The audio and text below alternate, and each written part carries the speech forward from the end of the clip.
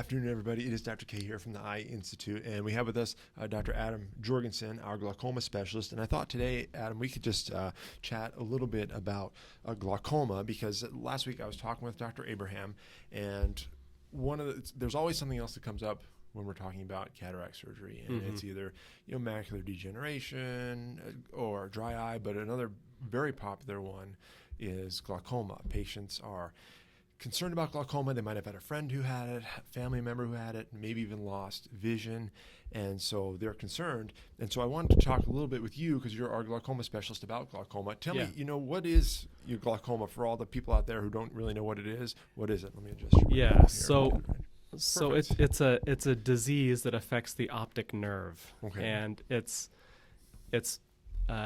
fairly common, actually, in the United States. Half people that have glaucoma don't know they have it, and so they can have it without really realizing it, in other words. There's not really any symptoms in early glaucoma, so they call it the sneak thief of sight, because it can sneak up on you, and a lot of times people don't have any vision symptoms until it's very late stage and they're almost blind already from the disease.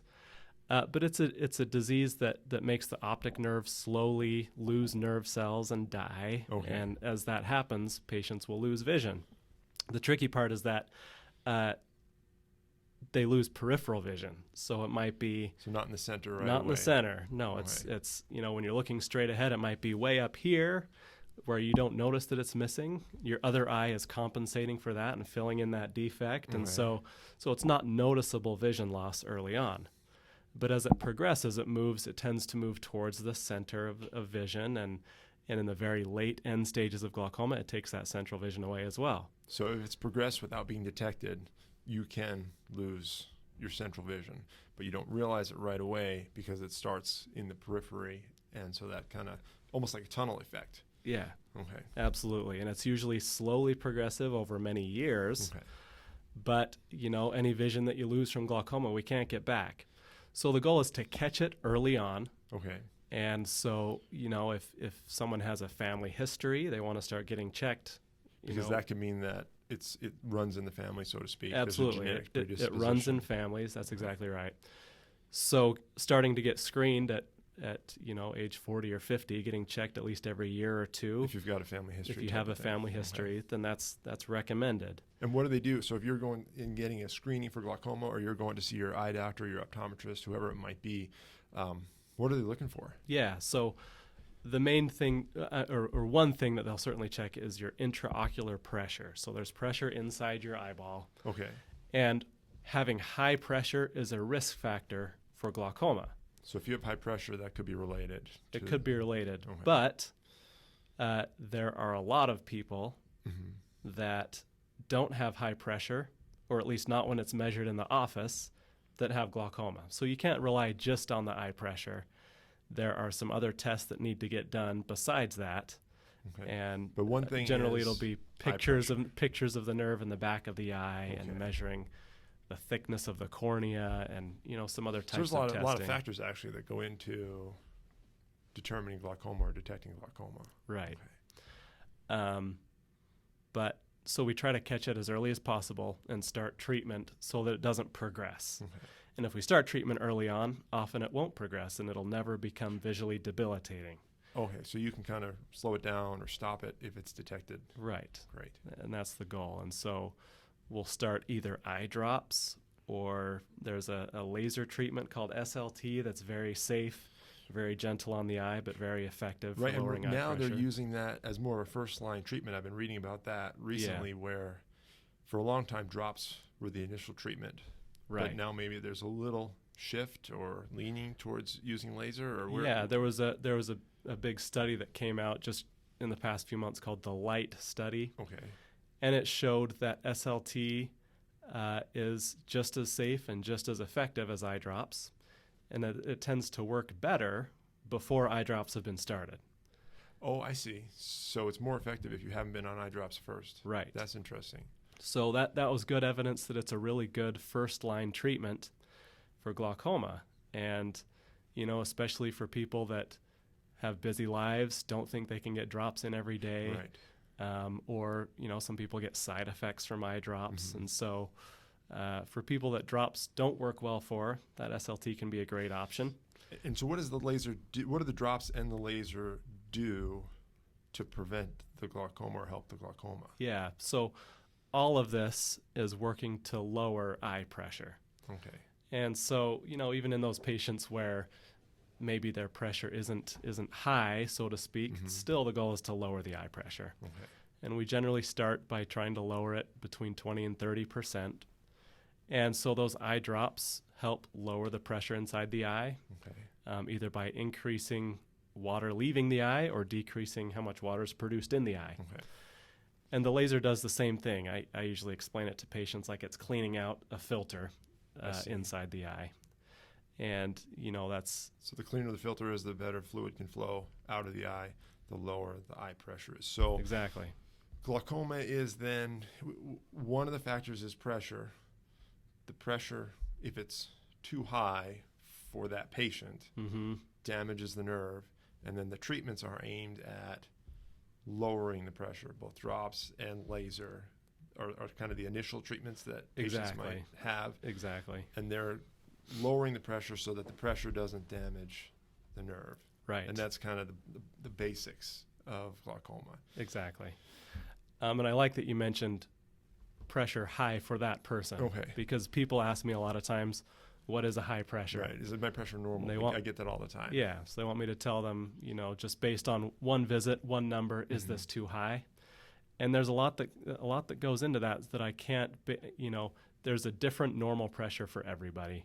Right. And we know weight or something. We know like from that. big studies that the average pressure for people just walking around is about 16, 17. And so they take a couple standard deviations above that and say, well, 21 or higher we think is high. Okay. But that doesn't apply to everybody. Right. I have patients that have pressure of 26 and they're completely fine with no evidence of glaucoma. I have other patients that have pressure of 14 and they're getting worse, and we need to get that a lot lower. So it's different for everybody. There's a lot of factors within the eye itself that kind of determines what someone's ideal pressure is. But that's why you need to get screened and get tested with more than just a pressure check alone, because there's a lot that goes into making that determination. So aside from checking pressure, if you're having a glaucoma screening, what else? You mentioned looking at the nerve and the appearance of the nerve. What other things do doctors look at to determine if somebody has glaucoma? Yeah, so when I see new glaucoma patients, the main things we're checking, of course, we're checking the vision. Okay. We'll check the intraocular pressure. I'll use a lens called a gonioscopy lens to look inside the eye at that angle in the eye where the water drains out. Where that filter is. Right. So I'm looking to see if that looks open or closed, or if I can see any obvious reasons why the water's not draining out of the eye properly. And then we'll measure the thickness of the cornea. That's the front clear window of the eye. We're measuring to see if that's thick or thin, because that's a risk factor for glaucoma, having a thin cornea. And then oftentimes we'll take a special picture of the optic nerve called an OCT, or we'll do a test to measure peripheral vision called a visual field test. To see if anybody's lost any of that initial peripheral vision that usually goes first, that might be not easily detected. Yeah, so it isolates each eye, and it shines lights in different spots, and patients click when they see a light blinking. And it's a quite reliable test for picking up even on small amounts of peripheral vision loss that can make the diagnosis of glaucoma. Oh, cool. And so one of the things you mentioned was corneal thickness. I'm a cornea specialist, and I remember just even in training, used to adjust the pressure for the thickness. So if you had a thick cornea, you'd adjust the pressure might be artificially higher. And if you had a thin cornea, the measurement might be a little artificially lower. Do you still do that, or is it more just risk factor? If it's thinner, it's a risk factor, or do you still adjust the pressure? The second one that you said is what I do. You still adjust the pressure based on thickness? I don't adjust the pressure. I think of it as a risk factor for glaucoma and for glaucoma cornea, progression. Risk factor for glaucoma. But still, since everybody's pressure is different, we still are trying to determine if someone is getting worse at the pressure that we've been measuring. Right. So whether it's 16 and a corrected pressure is 14, if it looks like things are getting worse, we still know we need to lower the pressure some more. So, and that's really key for glaucoma, right? Progression, because it's with all these factors, it can be tough to diagnose initially. Right. Yeah, exactly. So and with every patient being different, it's hard to know what's too low or too high. That's true. And so a lot of times, and even when I see patients for the first time, sometimes we can't tell right away if they have glaucoma, because you need the element of time to be able to tell if things are staying the same or changing. Right, and that's true in a lot of things. Like with keratoconus, for me, with that cornea, seeing the patient once, it's kind of a maybe. Right. And then you see them again 6 or 12 or however many months later, and 2, but 3, 4 visits in, you can kind of tell, okay, this is where things are headed. Yeah. And this is what we need to do. Exactly. That sort of thing. Yeah, sometimes people have different anatomy and their optic nerves might just look different or look suspicious, or one test might show something a little concerning. There's a lot of bits and pieces we put together to make a diagnosis of glaucoma. We don't just take one piece and say, yes, you definitely have the disease. So it takes time, and sometimes more pieces of information over time, sometimes months or years, before we can definitively say. And in the meantime, sometimes we'll just cover people just in case they do have glaucoma. We'll treat their eye pressure anyway. Keep the pressure down. Just to be on the safe side. Because lower seems to be better in general, except the drops have side effects too, right? Right. Just like everything else. Yep. So drops, maybe laser for those initial patients when you kind of think they have glaucoma. But after that, what other options do you have? Because, cataract surgery is one thing that I know I tell patients it can lower the eye pressure. That's so right. If patients have a higher pressure and they have cataract surgery, their pressure may be a little bit lower afterwards. Right. That's right. Yeah, and that's been shown in several studies that cataract surgery alone will probably lower eye pressure at least a few points. Right. So what do you see do you notice that in your cataract patients that the pressure comes down after surgery? I do. And most of my cataract patients that also have glaucoma will do a cataract surgery plus what's called a MIGS procedure, or a minimally invasive glaucoma surgery. At the same time. Right. So oftentimes they'll get some tiny little stent in the eye, or some small device, or some small kind of less invasive procedure to help lower the eye pressure a few more points. Some sort of thing to help the drainage. Right. Keep the pressure down. Yeah. So it's usually working on that same filter or drain inside the eye, where we're either kind of putting a stent in there, or we're opening some of that tissue to let more water through. But there's a lot of those coming out. I know we've talked about this before, and just it seems like every 6 months there's a new device or an upgrade to a device that you can put in during cataract surgery to help keep the pressure down. Yep, it's a huge area right now of development, and there's new surgical devices coming out all the time. And I think all of them work well for the right people. And, none of them work 100% of the time. Right. Well, there's no cure for glaucoma, so the more tools you have to treat it, the better it is for the patients, really. Yeah. So when a patient of mine's having cataract surgery, depending on how high their pressure is and how advanced their glaucoma is, we can talk about these other options that may help lower their pressure to the point that they don't need to be on as many drops, or that they're just at a lower risk of progression. Okay, so that's during cataract surgery. And then there's a few other things, at least, there's tubes, and there's expression, and then there's the Zen stent. Those are kind of the last 3 things that I can think of for treatment. Tell me about those. So there's this device that I use quite a bit called the Zen gel stent. Right, yeah. I was going to ask you about how you feel that works. Yeah, I think it works really well. So there's kind of traditional glaucoma surgeries that have been done for 30 to 50 years, and they make kind of bigger incisions on the outside of the eye. Sometimes it involves hardware. There's one called a trabeculectomy that works really well, but it's kind of a big surgery to go through, and the recovery is kind of slow, and it takes vision a while to come back.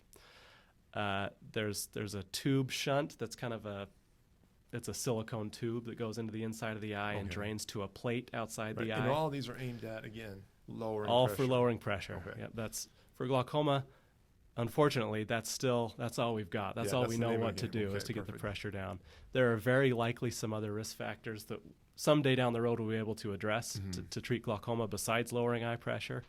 But as of today, that's still all we really know to do to get it to stop. So there's these bigger glaucoma surgeries that have been done for a long time, and they work really well. They just, they're kind of bigger surgeries and a little more risk involved. Right, risk is a big deal. And then there's this newer class of surgeries that I mentioned, these MIGS surgeries that have much less risk, but maybe don't work quite as well or in quite as many people. I think right in the middle of that is the Zen stent. Okay. And this is a device that goes through the wall of the eye, and it drains water from inside of the eye to outside. It's still under some clear skin of the eye called conjunctiva, and generally it drains to under the upper eyelid where nobody sees what's going on there. But there's this little tiny stent about the size of an eyelash that drains water out of the eye and keeps the pressure down. And it works really well. It has the same kind of mechanism as the bigger glaucoma surgeries, but the recovery is much faster. Patients generally, within the first few days, are seeing pretty well again, and there's much smaller incisions, and so there's less discomfort.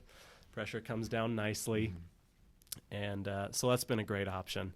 And then we still do, there are patients that we do that, and it doesn't work very well, or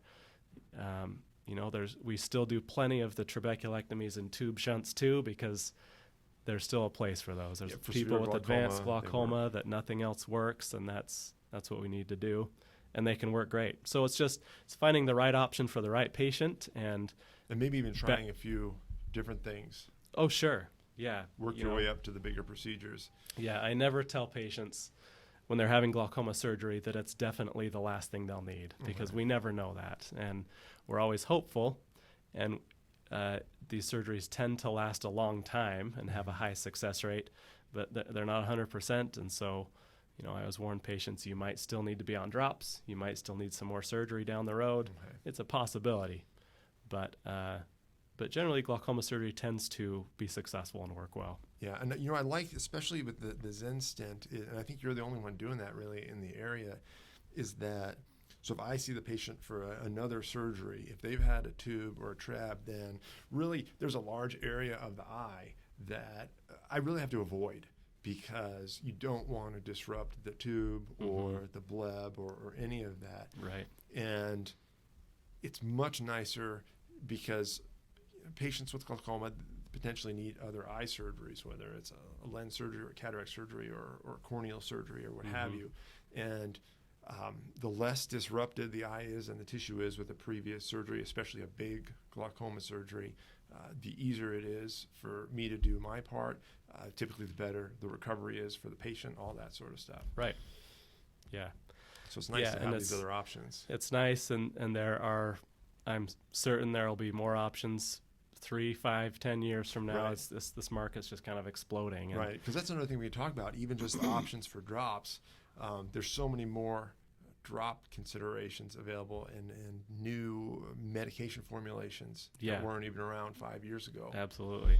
And so glaucoma is really exploding, not only medically, but from a treatment standpoint, but a surgical treatment standpoint as well. Right. So that's really good for patients who have glaucoma or family members who have glaucoma. There's a lot of options, and it's good we can offer them all here, really, because I can't think of anything that we're not doing at the Eye Institute.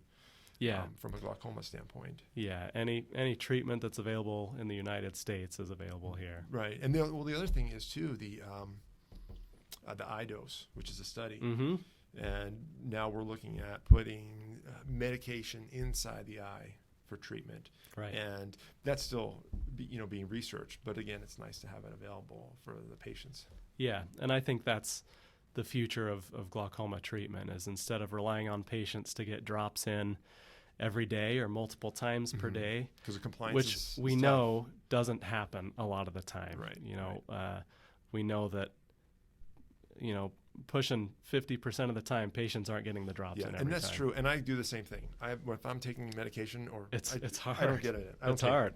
I don't take it. It's my fault. Yeah. But it happens. So I know it happens with other patients as well. Yeah, it definitely happens. It's hard to do, and I can't say that I would be great at getting drops in every day. The middle dose, whatever you're taking, middle of the day dose. Yeah. I think that's tough. Yeah, I'm busy doing stuff. It's like, 2 o'clock already. I was supposed to take that 2 hours ago. Exactly. I try to avoid that because it's just I almost know it's not going to happen. So I understand. But there are these new, several studies looking at several different medications that can be implanted into the eye and then slowly release over time, so that you're getting the same effect of the eye drop, but you don't have to put the drop in. It's time release medication that you put inside the eye. Right. Cool. Awesome. Well, excellent. That was great. That was a great recap of kind of the glaucoma basics. Yeah, that's pressure is the quote-unquote problem, at least as far as we know, and all the options then we have to keep it down, both laser, medication, surgical, and then higher level surgical. Yeah, I think that covers the basics of what the disease is and what treatments are out there. Yeah, and even some tests patients might get when they go into the doctor, either pressure check, visual field. There's a couple others that we haven't mentioned, I think. But sure. That's a good recap. Yeah. So again, there's treatment out there for glaucoma, but we need to know that it's there. So it's important to get in for eye checks and so we can get it diagnosed and find it in the people that need to start treatment early on. Right, because you might not know you have it, and it's really a seriously vision-threatening problem. So the earlier you can get treated, the better. Yep. All right, Adam, thanks very much. Yeah, thank you. We'll talk. Good to see you. Yeah, you too.